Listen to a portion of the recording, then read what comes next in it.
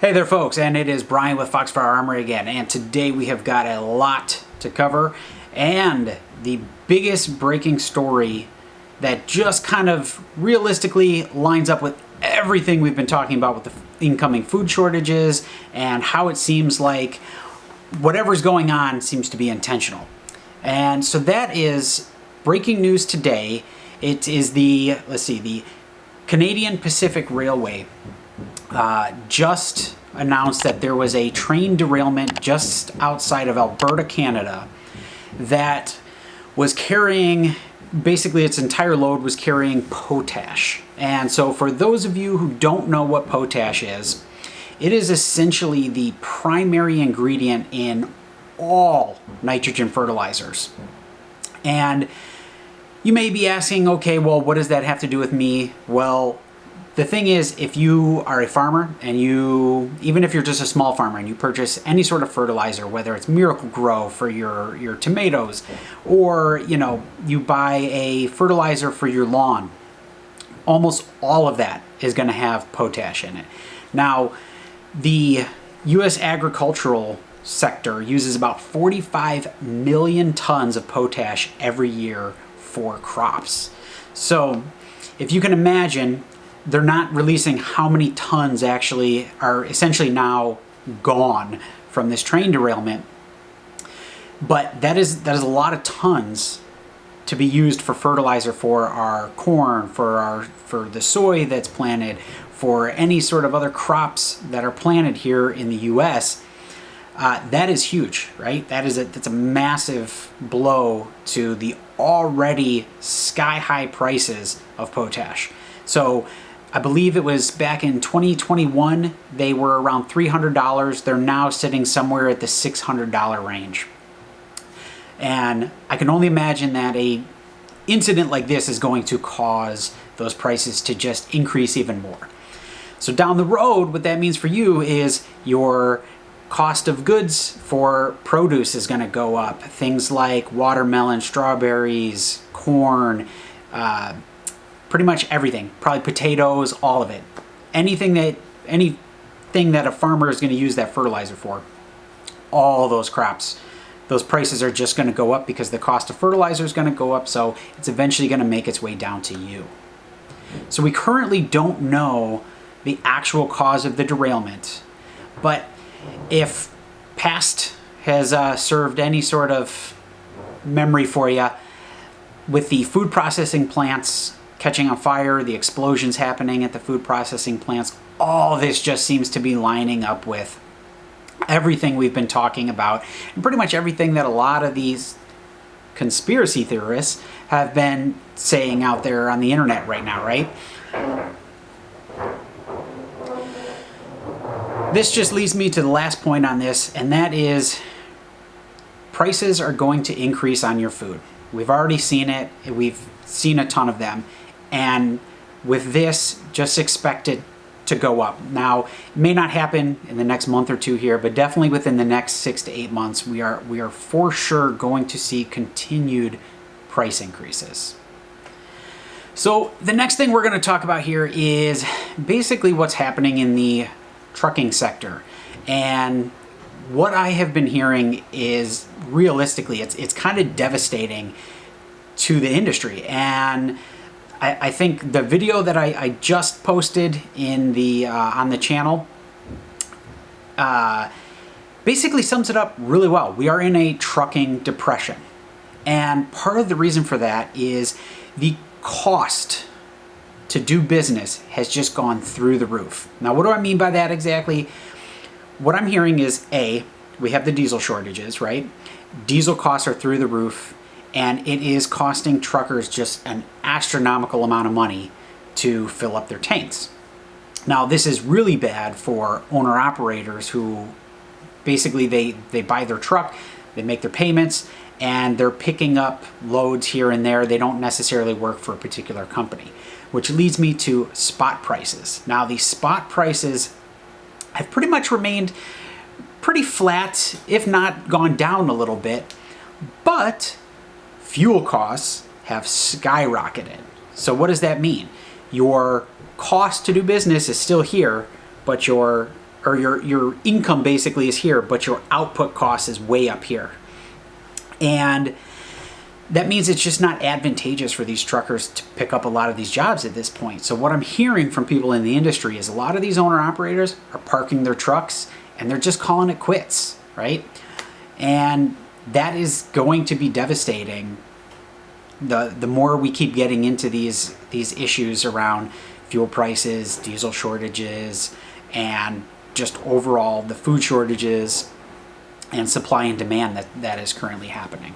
So keep an eye out for that. Watch for more of the fuel prices to keep going up. Watch for shipping costs to continue to increase based around the fact that that's being offset to you because of fuel costs. And just continue to watch the shortages that you're probably seeing at the grocery store, like I know I am, which is also leading to the higher costs. So that's going to lead me into a quick segment here just to kind of touch base on, keep you guys up to date with what's happening in Russia and Ukraine.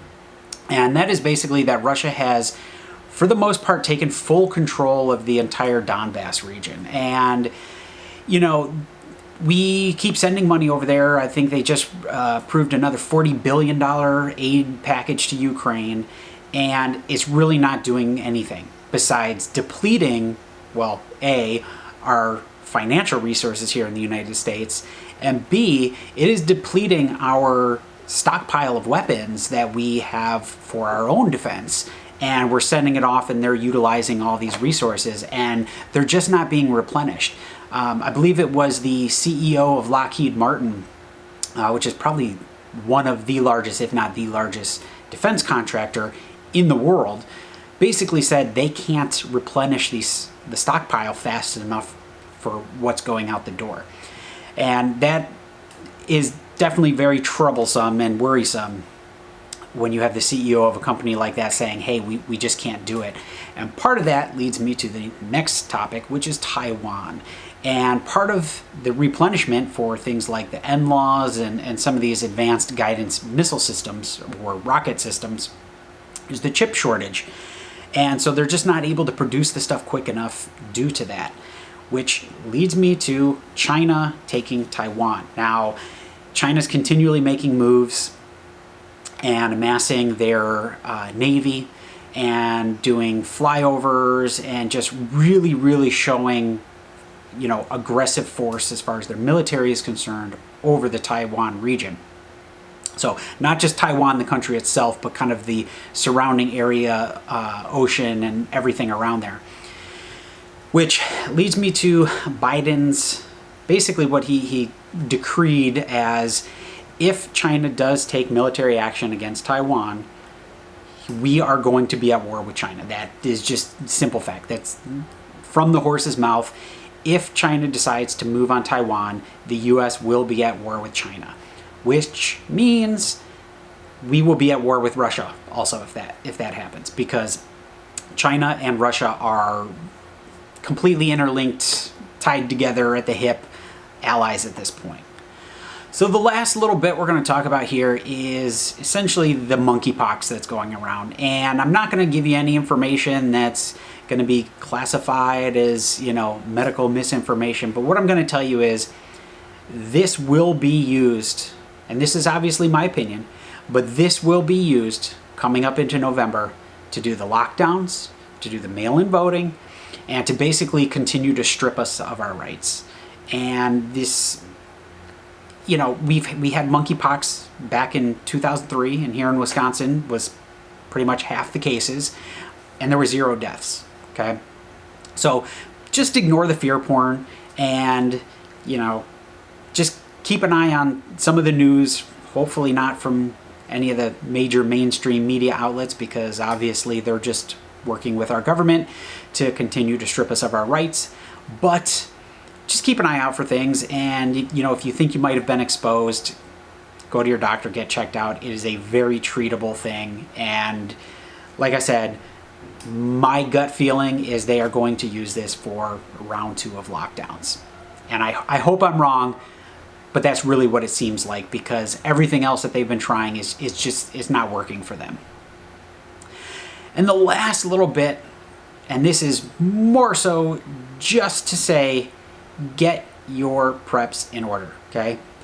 We talk about this all the time. There's tons of channels that talk about this all the time, and they'll tell you what to prep and you know, all that kind of stuff. But just get your preps in order. Whatever you think you're going to need, make sure you're stocking up on food, whatever it is you like to eat. If you need to vacuum seal Mylar bags, you need to start thinking long term, because the situation is just continually spiraling out of control, and there's no guarantee that stuff's going to be at the grocery stores here in the next 12 to 24 months, right? That's the reality of the matter. You know, I don't like to be that crazy Y2K person, but all signs point to things are just getting more and more diminished. And, you know, I saw it just trying to buy pizza sauce yesterday at the grocery store. There was basically none on the shelf, right? I bought, I think, the last 2 bottles of Prego, which I don't even like to buy, because to me that's the really, really cheap stuff, which is not cheap anymore. But pizza sauce, right? Gone, just not even there. So keep that in mind when you guys are shopping, and if you have the means and you have the ability, you really need to start buying in bulk and stocking up for long term, right? Utilize what little things you have and start making sure that you're adding in rotational items, and you're making sure that you're extending the shelf life of a lot of these products that you're buying, because times are getting tough, you know, and I don't see it getting better anytime soon, especially with the fact that we're seeing the stock market kind of crash, the housing market's about to crash. And I mean, we're seeing it in Los Angeles, and it's very turbulent times right now all around. So that's all I got for you guys today. Stay safe out there, stay vigilant, and as always, this is Brian with Foxfire Army. Until next time.